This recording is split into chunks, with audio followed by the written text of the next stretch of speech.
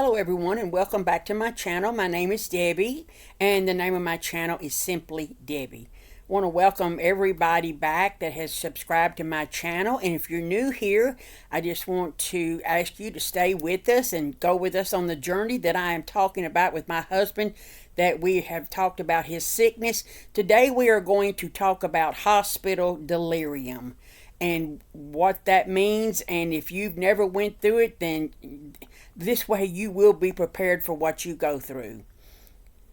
So let's start out with what happens with delirium in the hospital. To start with, my husband, he went into the hospital. He had been there, and when he went into ICU, he started going into hospital delirium. I did not know what that was. Now, they did have signs on the doors that kind of let you know that there's going to be hospital delirium. Well, I didn't know what that was. We've never had to, as I said before, we've never had to go to the hospital. We've never had to be in the hospital. So all of this was new. But that hospital delirium is something else. I'm going to tell you, it changes them. You do not know them. They completely change. And sometimes they get violent, they get mean, and they don't know who you are, and they don't want you around, and they will say stuff to you that will hurt you, and you will not understand it. But there was a doctor there that kind of let us know, this is hospital delirium. This is not going to stay this way. But I can tell you, he had it for a while. And he was out of hand. I know that he was, one night it really got bad. He was screaming out, let me out of here, get me out of here. He thought the people that was at the nurse's station were working on cars. He thought that was a car wash and they wouldn't helping him get out. And he started pulling on tubes in his Foley, and they came and tied him to the bed, and he snatched out of that like it wasn't nothing. Matter of fact, they tied him 3 or 4 times, and he snatched out of that like it wasn't nothing. And they thought they had him tied pretty good, but he was continuously trying to get out of the bed, and he could not get out of the bed or he was going to fall, and then we would have more issues, broken bones. So I was not prepared for this. I had never been a part of this. I had never heard anybody really talk about this. So let me tell you, it's not something that you're ready for. And I can tell you this, if I did not have the Lord with me while I was going through this, I would not have made it through, because I was not prepared for the stages that he was going through, to the battle. He was battling him. He was in a battle for his life. That's how it was. And there was not one thing that I could do for him, not anything. And that's hard too. But as I said, I wasn't prepared for this. And yes, my feelings got hurt many times. But, I just had to keep telling myself, this is not who he is. This is not how he acts, and this is not him at all.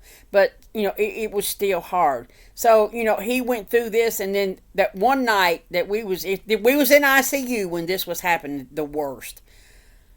And there was another man right in the next room next to him who cried out all night long. He also was crying out.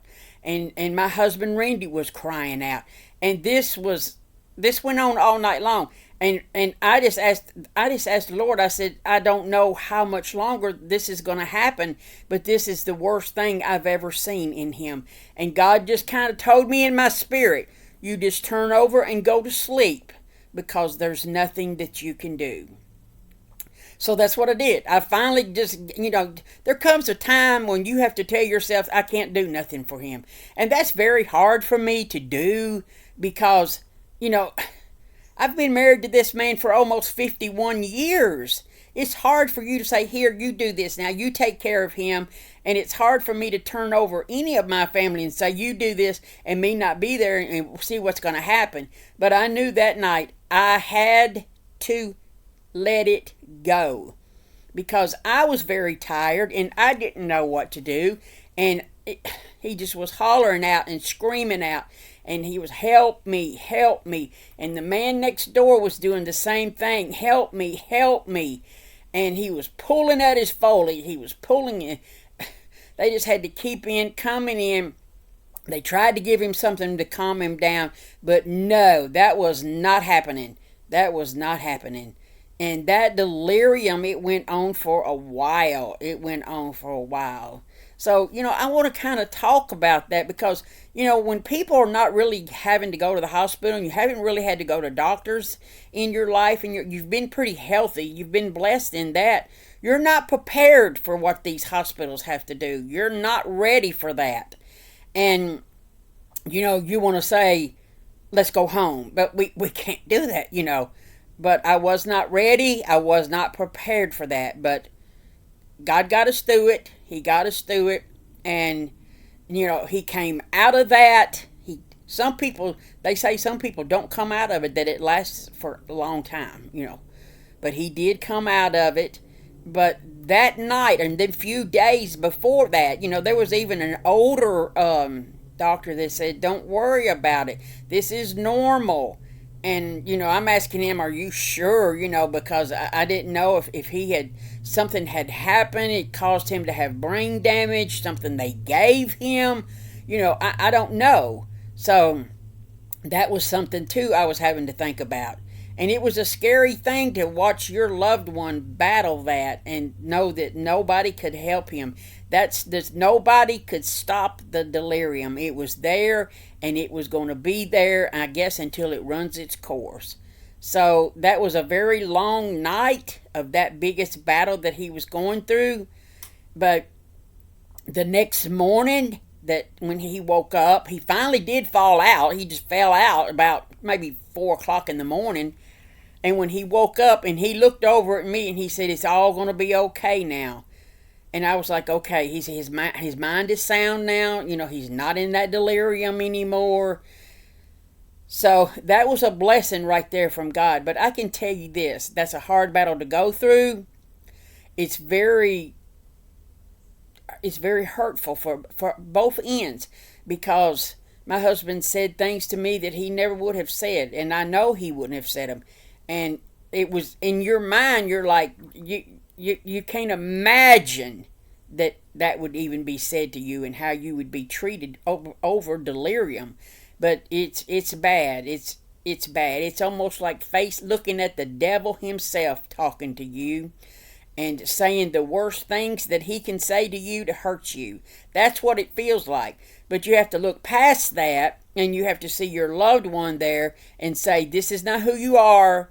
This is not how you're going to stay. And you continue to pray for them. You don't stop, because you know what? Prayer changes things. I know people say, well, you don't have to pray. Well, yeah, you better pray, because God is our only hope, and God is our only refuge, and God is the only one who can fix what's wrong. And God did. He did. So it wasn't too much longer after that he was going to be scheduled for surgery for the tumor on his neck and the tumor on his face.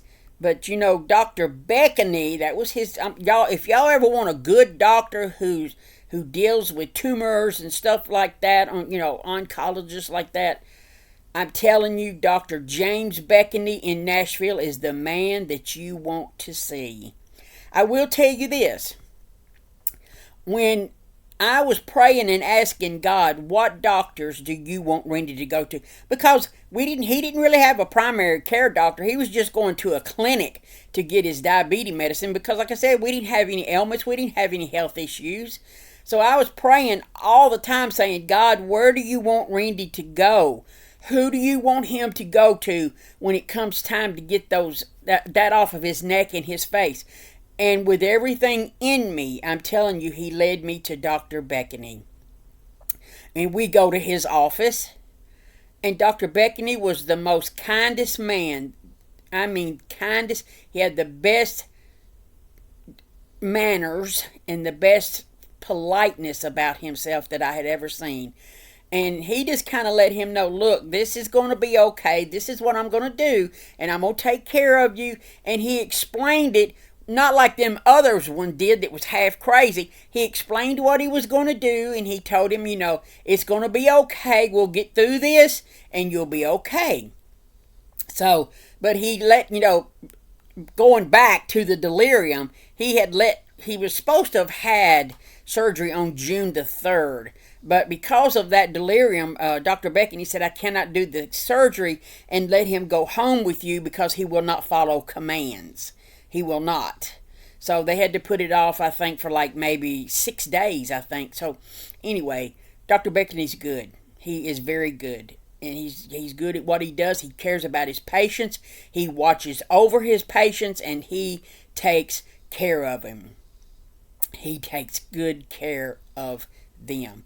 But I will come back and let you know the surgery, what he went through with the surgery. But I know the videos are too long, so the next video will be about when he finally went into surgery and what happened there. And so that'll be on my next video. But I did want to kind of cover, because some things about the loved ones that are in the hospital with the patients. I know a lot of times when people go home from the hospital, people get up families who will cook and take food to their house. Can I tell you that the people in the hospital need that same kind of care? It's very expensive to try to eat at hospitals, and a lot of times people don't have money to do that. And to cook something for them and take it to them, and nutritious hot food that's good for them, because they're tired and they're wore out, and eating junk food is not going to make them feel any better. So, kind of care about the ones that are there too, the loved ones that are there with the patient, because the patient is going to be taken care of.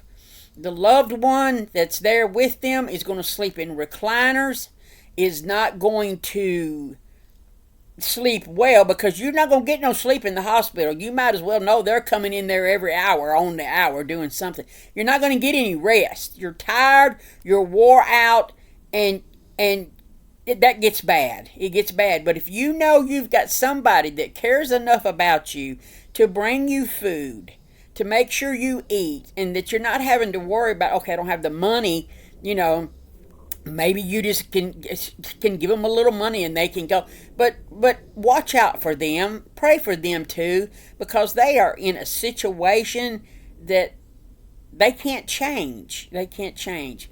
I know whenever I go to the hospital, and wherever I go, I take my coffee pot. I know the people at the hospital said, I've never seen anybody bring their coffee pot and set up a coffee station, but that's a good thing. And it is, because if you can have your own coffee out of your own cups that you have at home, that helps a lot.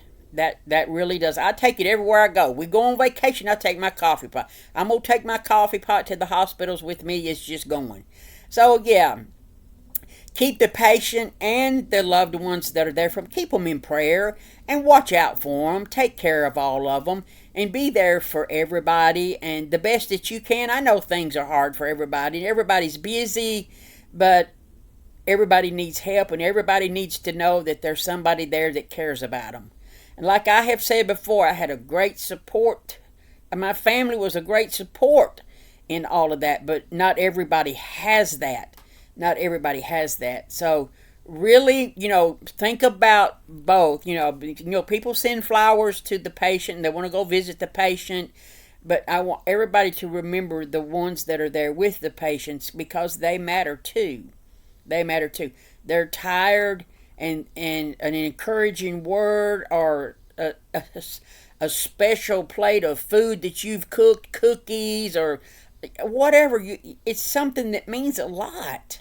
It means a lot. So, keep both of them in prayer. And so the next time, on the next video, y'all, I want to come to you, and we're going to get into the surgery. I'm going to let you know how God got him through that, got us through that. It was so good. Even though we had a hiccup in it, it still came out good, and we was blessed. and want to take you on the other side. I mean, the videos are not about me caretaking about my husband. My husband is bedbound right now, but he is doing better, and I'm not going to be putting him on videos. It's not about that. I just ask that you pray for him daily and that God will get him up. God has told me that he will heal my husband and get him up, and I'm going to stand on that, and I'm not going to walk away from that. I know a lot of people say, well, you shouldn't think that way because this. Let me tell you something. When God tells me something, nobody else is changing my mind. God said he would heal him. God said he would get up, and God will do it. God doesn't have to tell us when he's going to do it. When he tells us he is going to do it, then he's going to do it. So anyway, y'all pray for me that my strength will hold out. I'm doing good, that I will stay strong. I'll be able to take care of my husband in the way that he needs in our home. I mean, I take care of our grass and mow the grass and things like that, keep our house up, make sure things run good. And so I just would appreciate your prayers, and that my strength would stay up, and that God would keep me healthy, and that I would be able to take good care of him like I want to. So anyway, thank y'all so much for watching my video. If you like the video and you want to continue to follow us on this journey, I ask you to subscribe to the video and put in the comments if y'all have gone through some hospital delirium, how you went through it, how you came out of it, and share this video. And thank you so much for your time, and I will see y'all next week. Bye.